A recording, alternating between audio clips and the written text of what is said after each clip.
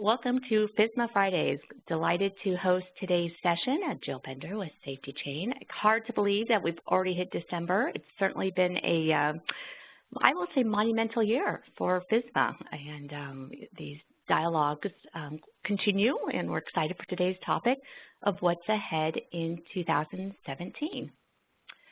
As a reminder, as with any of our monthly FSMA Friday sessions, we will be sending out a recording to this link after, perhaps probably by Monday, Tuesday at the latest. If you have any questions, please, if you're logged into WebEx, you can enter them at any time, and we'll take as many as we can, pending a time availability. As always, for your privacy, you'll only be able to see the panelists displayed online, and as always, I'm delighted at the crowd that continues to log in and join and call in, so that's great. So with that, I believe I heard David on the line, Dr. David Acheson. Thank you so much for joining. Thank you, Jill. Yeah, I'm here. Great. I believe you are on the road as always, hopefully in a little bit warmer weather. Not really. Not no, really. But I'm not sure anywhere is warm in the United States today, but.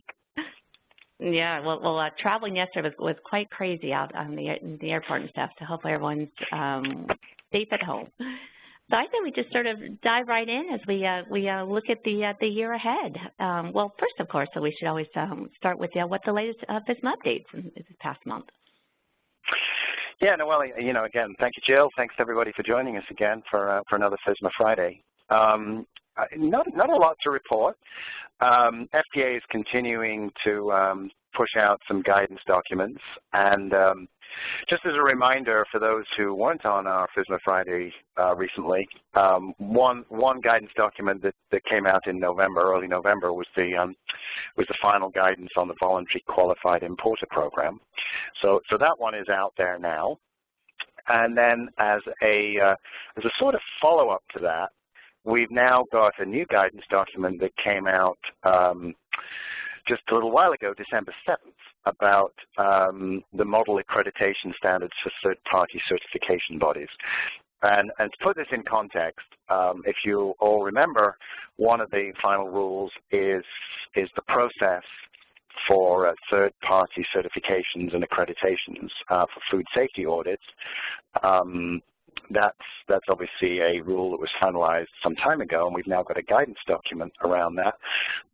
and again, as a reminder, this is all about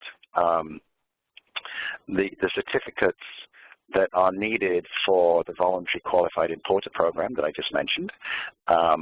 So in order to get the certificate for the voluntary qualified importer program, it has to be issued by an accredited organization, body, or a foreign government that FDA has approved, which sort of kind of gets us down to Canada and New Zealand at the moment.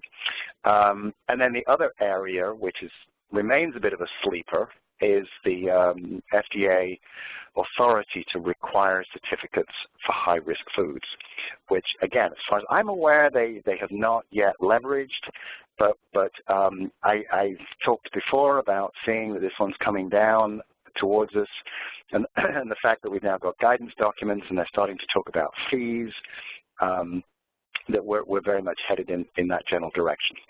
I think the only other update that I would give, Jill, around FSMA is what are we seeing, the latest from FDA on actual implementation, if you like, or enforcement. And I'm sure there are people on the call who've got anecdotes, and if you do, please share them. But what I'm seeing and what I'm hearing from the food companies that I'm talking to is we've got FDA inspectors who are definitely on a learning curve, some of them. They're coming in and saying, well, I'm here to look at what you've got on a few things with FSMA, and I heard this just the other day. I haven't been trained yet, but I'd like to see what you've got going on, which is a little disconcerting.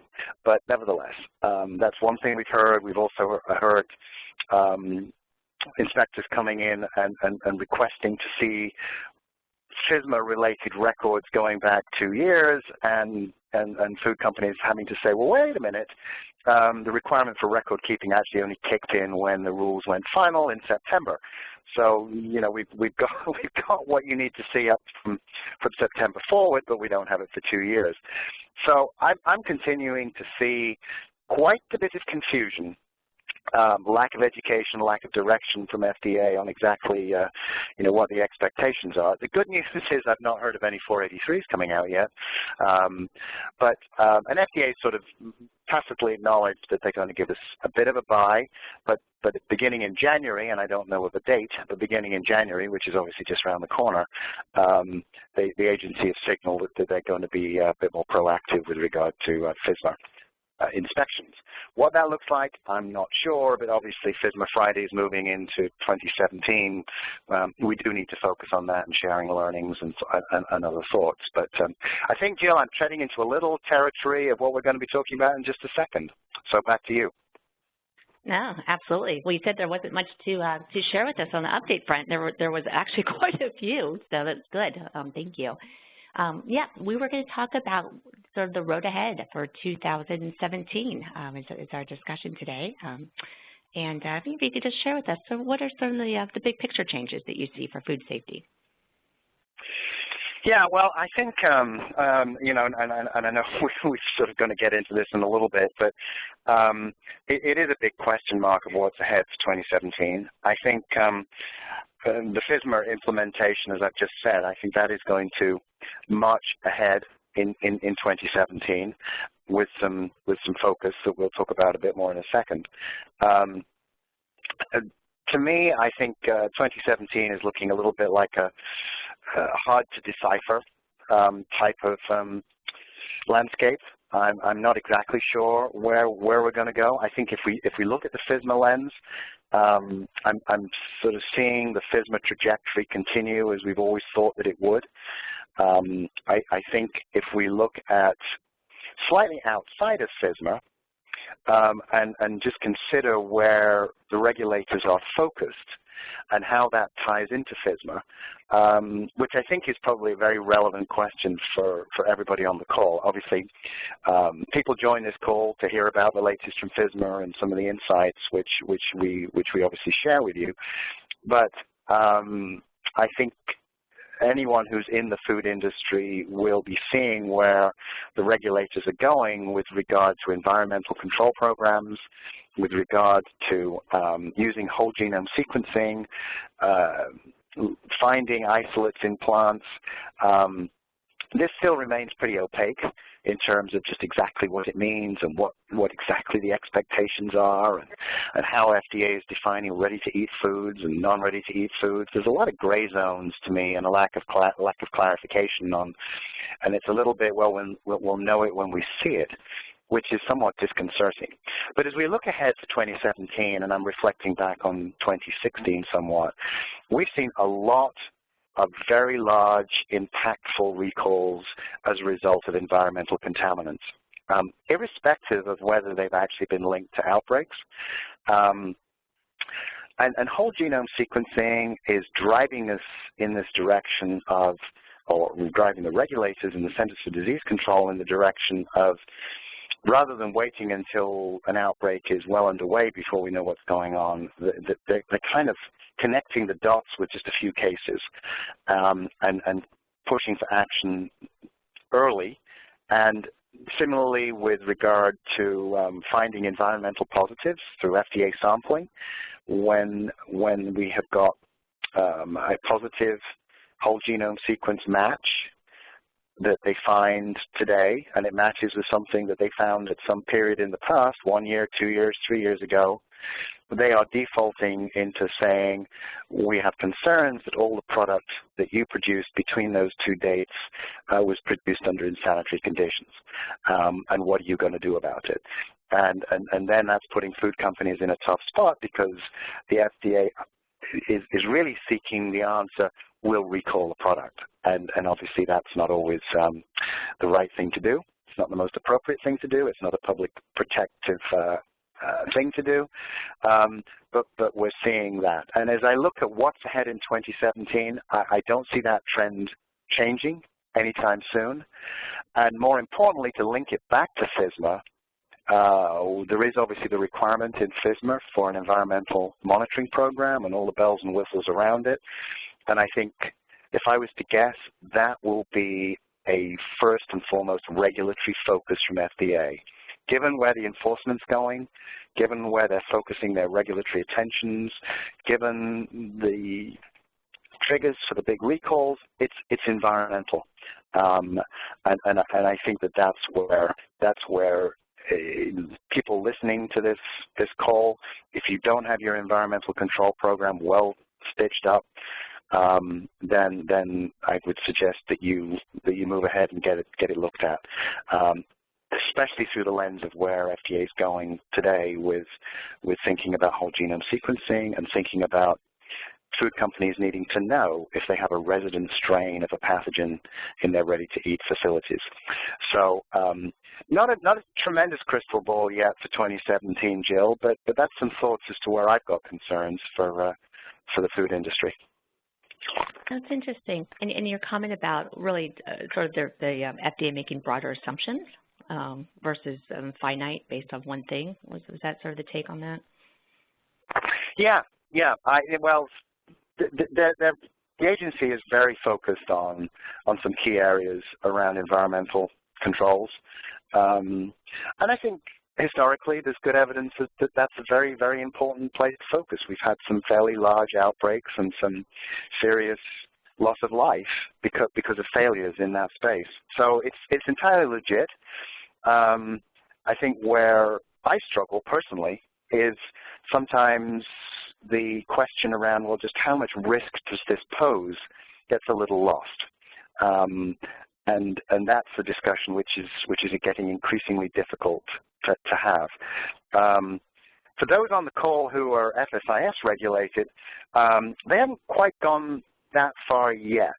Emphasis on yet. And I know this is FSMA Friday, and FSMA isn't meat and poultry, but there's definitely, I'm seeing in the tea leaves, moves on the FSIS side to leverage whole genome sequencing and basically map facilities for the presence of pathogens, so they know what's going on in your plant, and then when there is a human illness case or something that's suggesting there's a problem out there in the community, they get those isolates and they are then looking at, oh, well, whose plant did this one show up in? And so that's the trajectory that I'm hearing from FSIS, and that basically FDA is already doing it. So I think from a regulatory perspective, we'll see the regulators mapping everybody's plant for pathogens over time. Interesting. I mean, it seems to make sense too, as far as the natural path on that. Well, let's talk a little bit about on insights of what your thoughts are. You know, obviously we had an election, and we will have a new administration coming in under Trump. And, you know, any thoughts on, you know, I've heard from the, you know, it'll just be full steam ahead to even if will FSMA survive. What are your thoughts? Yes, I think FSMA will survive, Jill. I mean, we've talked about this in past FSMA Fridays, I think, a little bit, and you know, obviously there was a very short-lived speculation that the Trump administration, this was before he became president-elect, would roll back every regulation in sight. I think there's some things in jeopardy, but FSMA is probably not one of them. And just to sort of reiterate why I think that is the case, is that if we think back to where FSMA began, it was a bipartisan initiative on Congress's part. Industry was solidly behind it, and I think continue to be, for the most part. Questions on details, obviously. Consumer groups and regulators. So I don't think any of that has really gone away. So I think any lobbying to destroy FSMA will not be successful, and I've really not heard it. I've really not heard a significant head of steam getting up anywhere in Washington that is attempting to put FSMA on the chopping block. So my instincts are that FSMA will survive, pretty much in the way it's written, and we should just make that assumption. It's not FSMA related, but I think the one sort of reg that's out there that may be on the chopping block, which I may have mentioned before, is menu labeling. I think that's much more contentious. I think there's lots of questions about the true public health benefit of that, and also it is part of the Healthcare Reform Act, so which is also being slated for some fairly heavy editing, and that thus it may get chopped out. Right now, that's not happening. We've got compliance dates, so we've got to sort of go full steam ahead. But that one may change, may get chopped. But I suspect it'll change in some way if it doesn't get removed altogether. But fundamentally, I think Trump isn't going to focus on food safety at the moment. I think that the insights, again, I've got on the person who's coming in to head up Health and Human Services, obviously which FDA is under, his mission is roll back Obamacare, much as Sebelius's mission was roll out Obamacare. So it's sort of classic Washington pendulum, is like swing one way, then swing back the other way. With a bit of luck, they will sort of just let food safety do what it does and protect public health and not get all involved with it from a political perspective. Right. They're going after other targets, other priorities in their mind. Yes. Well then, looking into next year with the assumption that things aren't going to be changed, what are some of the key compliance dates that we'll be facing in 2017? Yeah, right. So talking about compliance dates, obviously we have the big watershed in September with compliance for non-small businesses for preventive control rules. As we look towards 2017, there's a number of things that kick in, like the produce safety rule for non-small businesses coming up in January. We've got sanitary transport coming up for non-small businesses in April. We've got for those who are under the preventive control rule. Remember, there's a little bit of there's a 6-month gap for your supply chain control part, subpart G. That is going to hit in March. So if you're a non-small business, i.e. more than 500 people, then you're going to have to be pretty much fully compliant with all the components of the preventive control rule, including supply chain part, by March, unless your supplier is a small business, and then that continues to push it out to when the small businesses have to be compliant, which is the next big watershed for FSMA, which is September 2017. So we're looking, I think it's September 18th. 2017, when small businesses will need to be compliant with FSMA, and small businesses being those less than 500 people, but not fulfilling the requirements of being very small, which is a minority. So those are the big ones, Jill.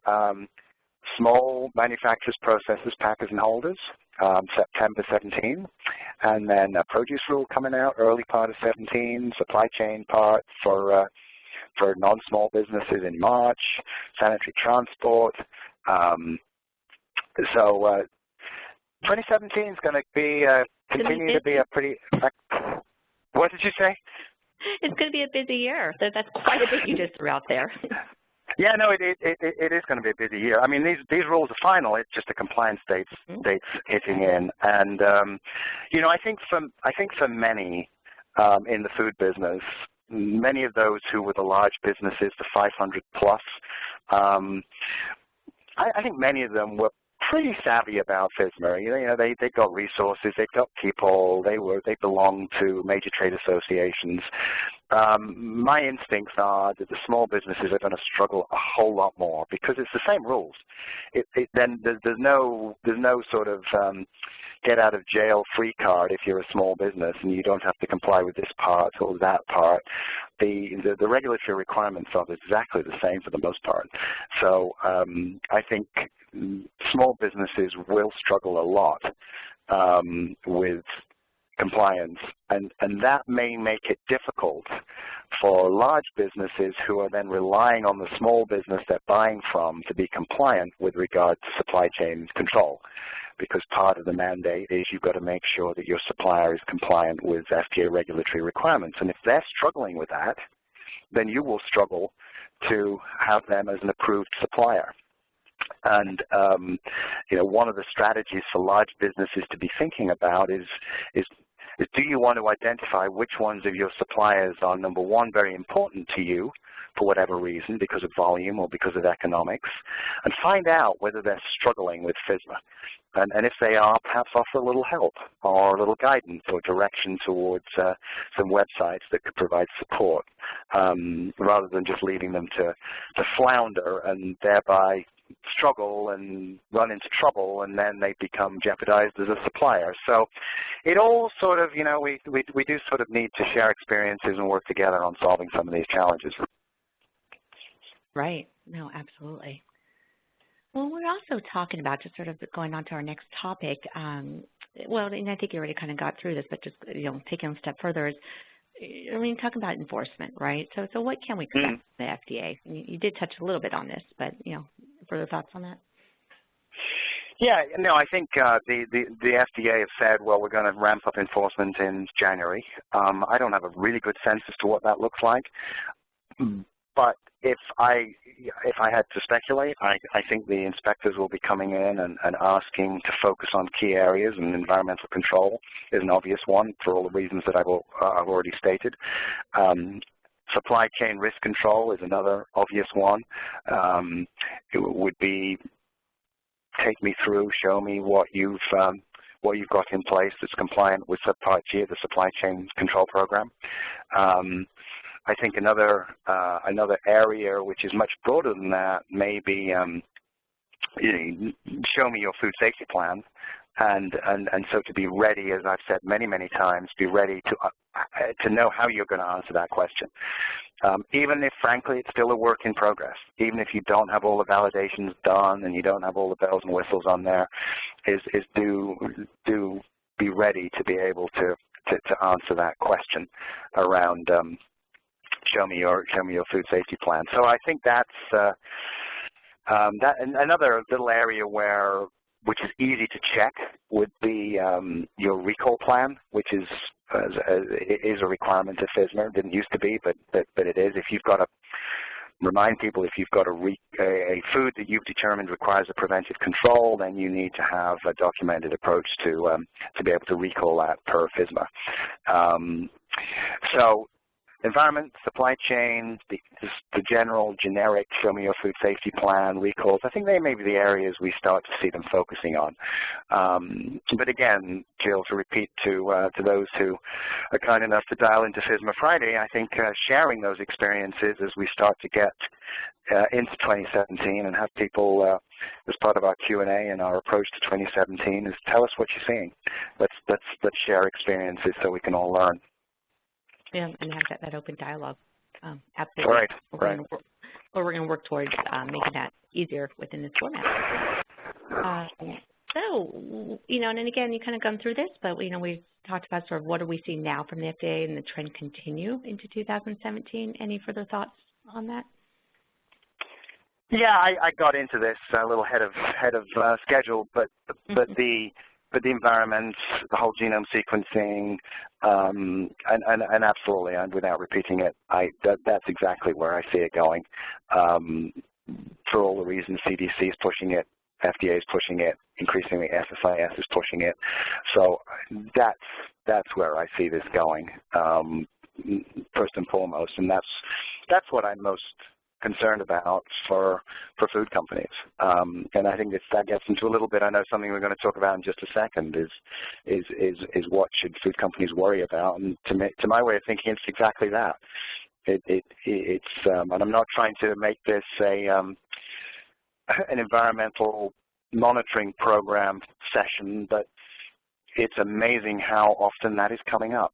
And we're seeing this, and the use of whole genome sequencing and finding an isolate, and regulators not quite jumping to conclusions, but definitely taking pretty significant actions in terms of where they're going. And just to expand on that just a little bit, when we see a case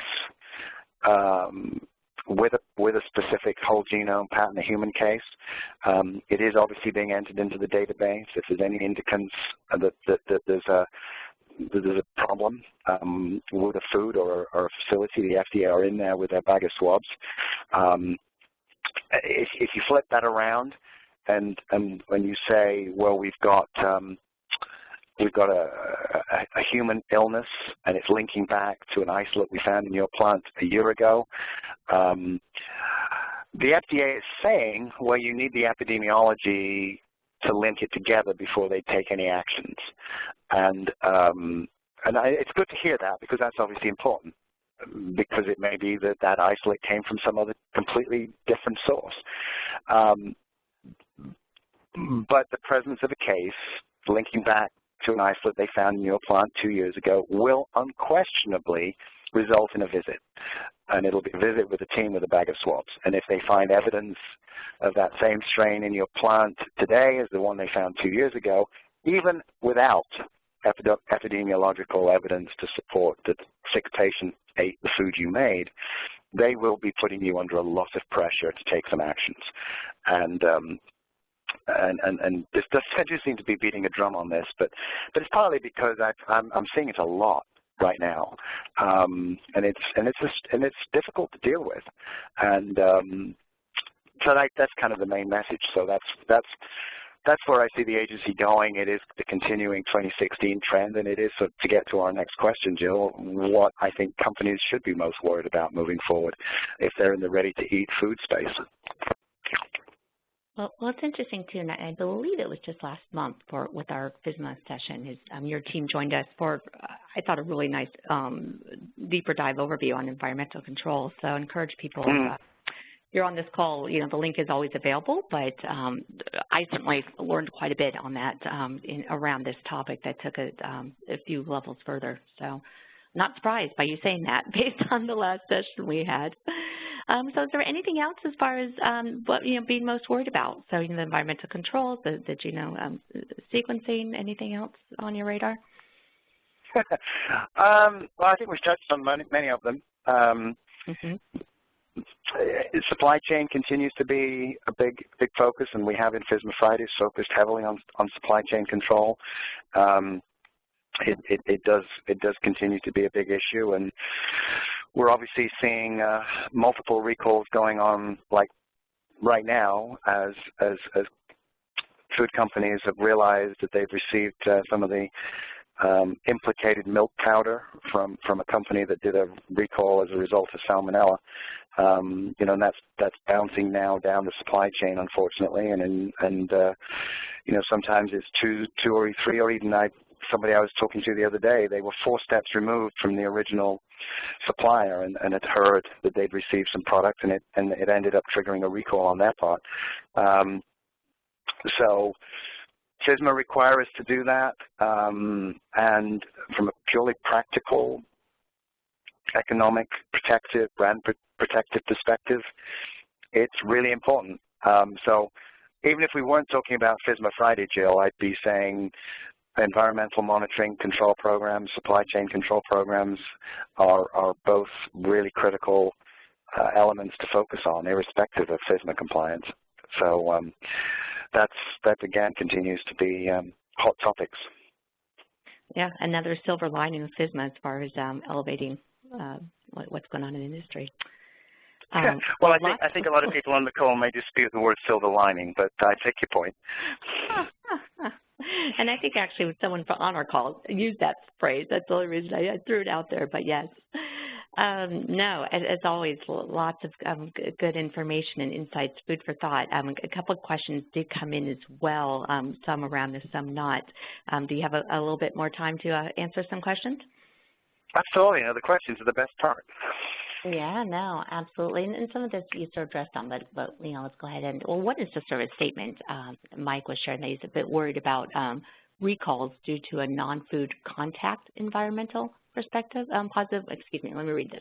I'm very worried about recalls due to non-food contact environmental positive pathogen samples. And then he references this, the SABRA recall. Well, did you say that was from Michael? It was from Mike. Mike. Well, Mike, you are dead right. That's the essence of my concern also. I have seen situations real time in the very recent past, within the last month, where zone 3 positives were found in a facility which were explicable. And because they matched what was deemed to be a resident strain in a different part of the plant, there was a lot of pressure on this particular company to execute a very large recall of product. Zone 3 positive. Nothing in Zone 1, nothing in finished product. No illnesses linked to the product. Probably close to 800 million servings of this product have been put out in the marketplace. Not one case in the databases to suggest illness. And this particular company, and this is a true story, were under enormous pressure to take some action. So I think your concern is bona fide, it's real, and you know, you've articulated what my concern is too. How do you manage it? That's, you know, the concern is there. There's no question the concern is there. How does one manage that? And my view is you've got to be very aggressive with your environmental monitoring program. You need to know what's going on in your plant. You need to have the data so that you can say to FDA, it's like, yeah, we know we have positives in Zone 3, but here's all the data in Zone 2 that's negative. And here's our cleaning and sanitation program. We are unquestionably seeing push to do routine Zone 1 testing, and that obviously under the current regulatory environment, that creates a nightmare because if you're going to do Zone 1, you absolutely have to hold product until you've got negatives, because FDA is considering a Zone 1 equivalent to finished product positive. FSIS doesn't.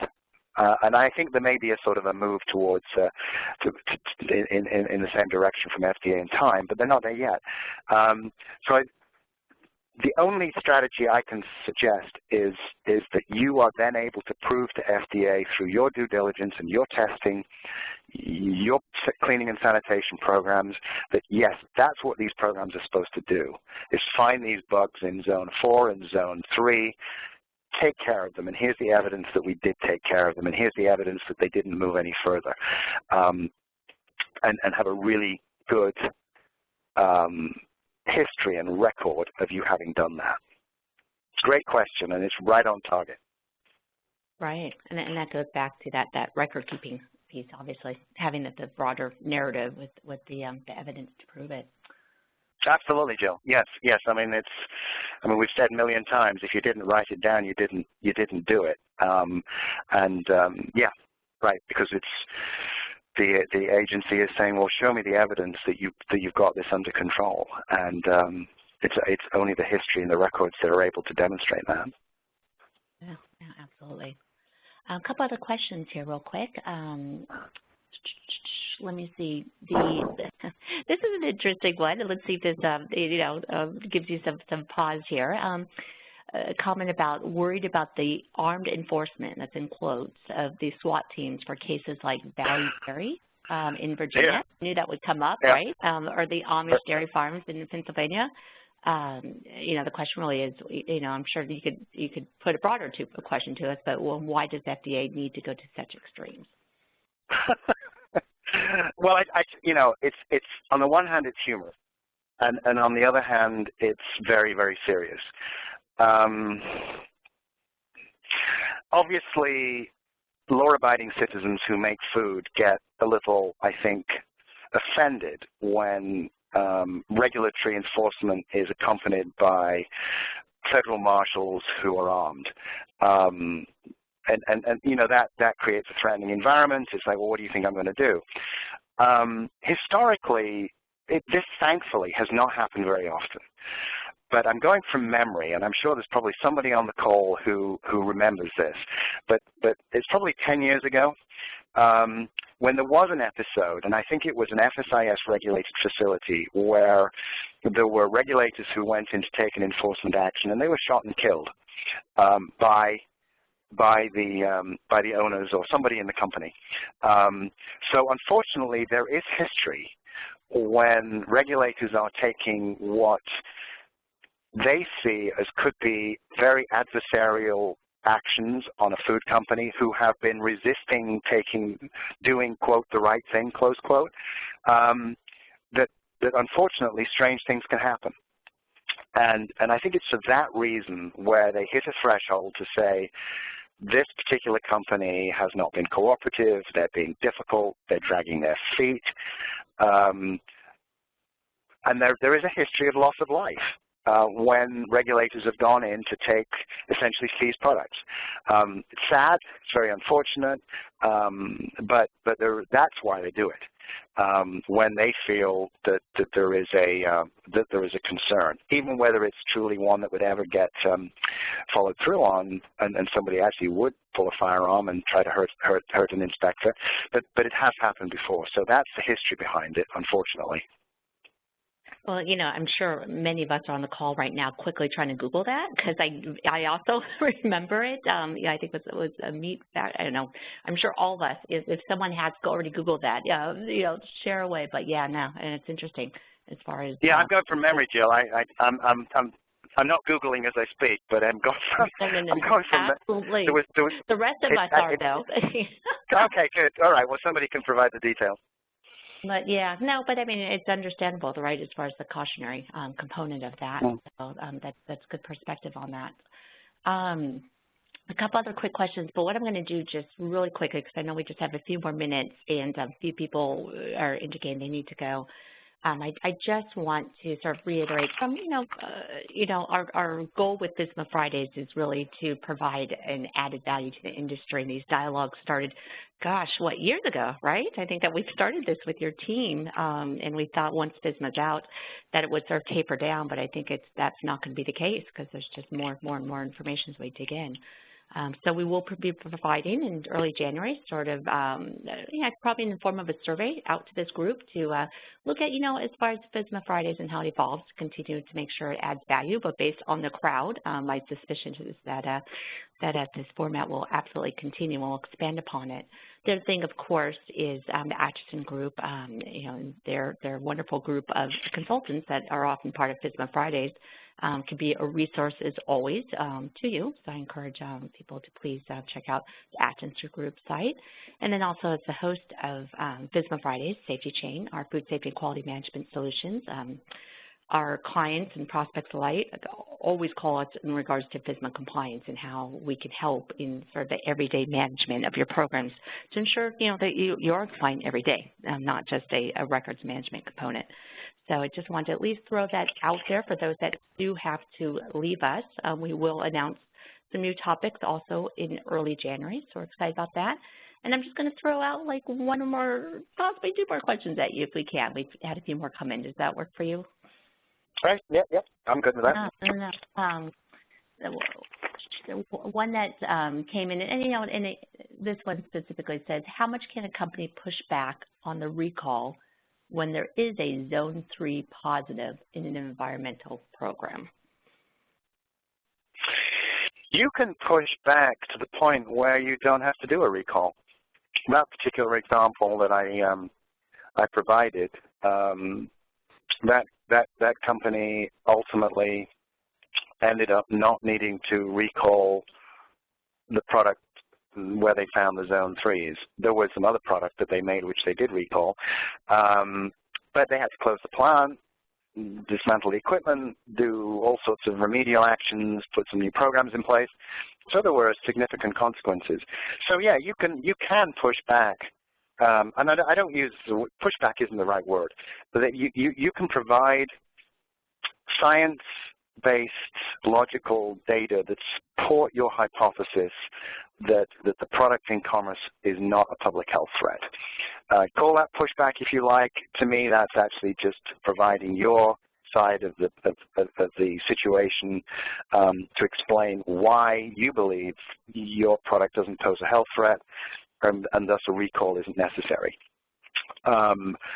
It is, as I said before, you're only going to win that day with data, with logic, with, I think, recognizing that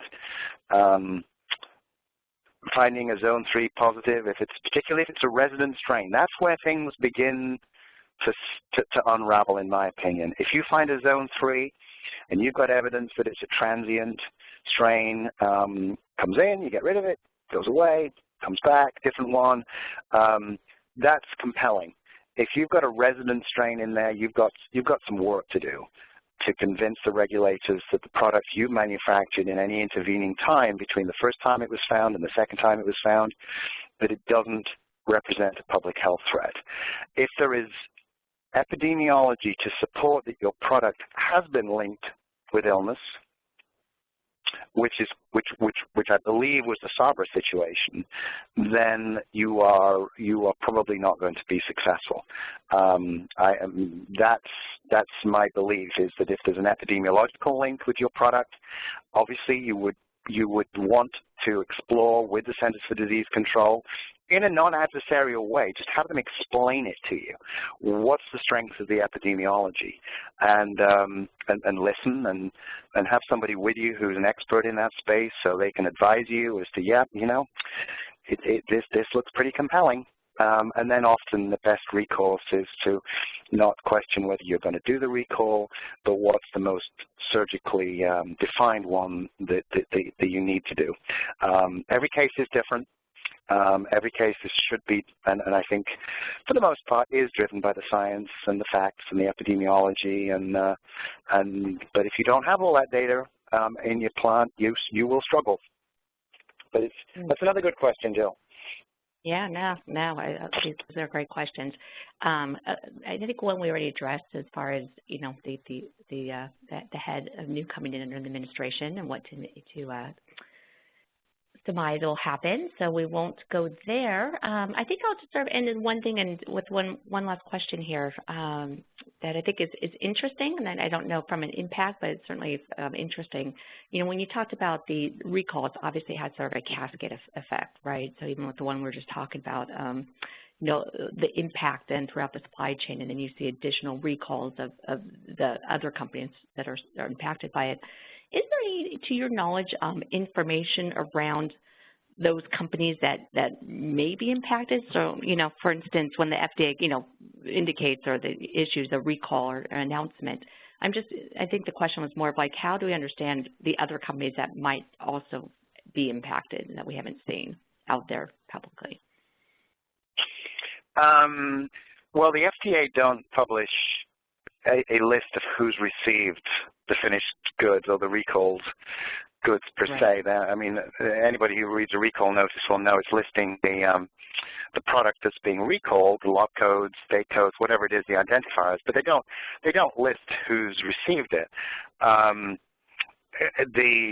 So for a food company, the only way they're going to find out is when they get a call from their supplier to say, hey, heads up, we received an ingredient from that company that's just recalled. We did something with it, and we passed it on to you.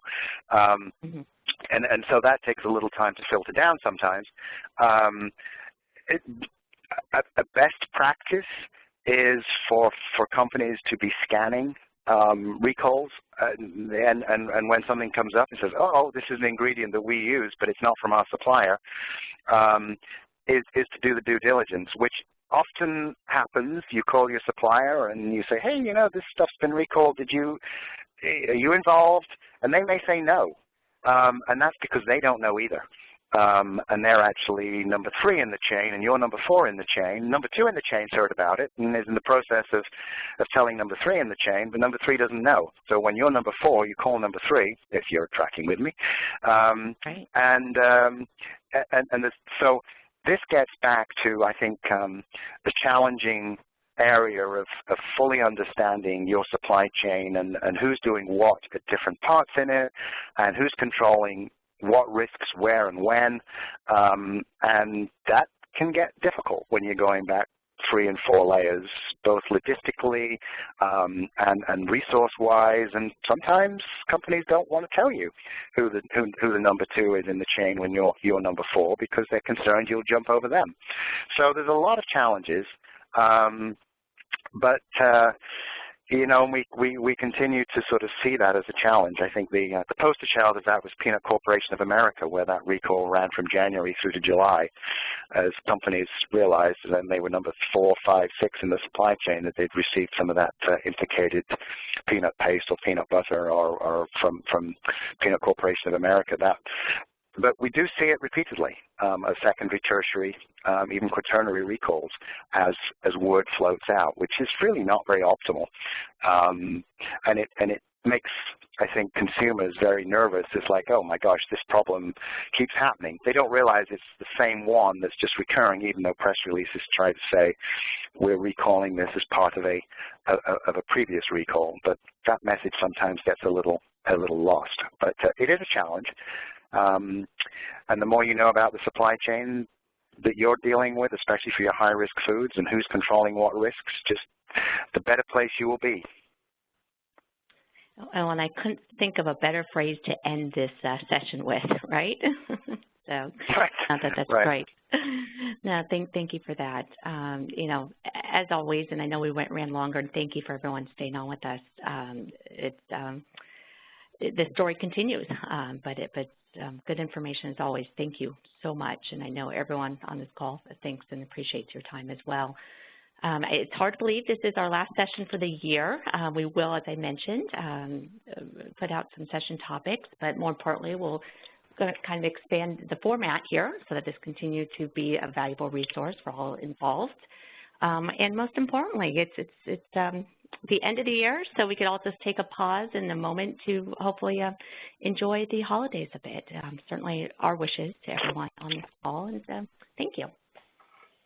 Thank you, Jill, and let me just reinforce what you said. I very much appreciate being part of this, and thanks for the questions. Thanks, everybody, for your loyalty to FSMA Fridays throughout 2016 and prior to that. And, you know, we look forward to more great questions in 2017. So, again, I would like, on behalf of the Acheson Group, to wish everybody happy holidays. Thank you, Jill.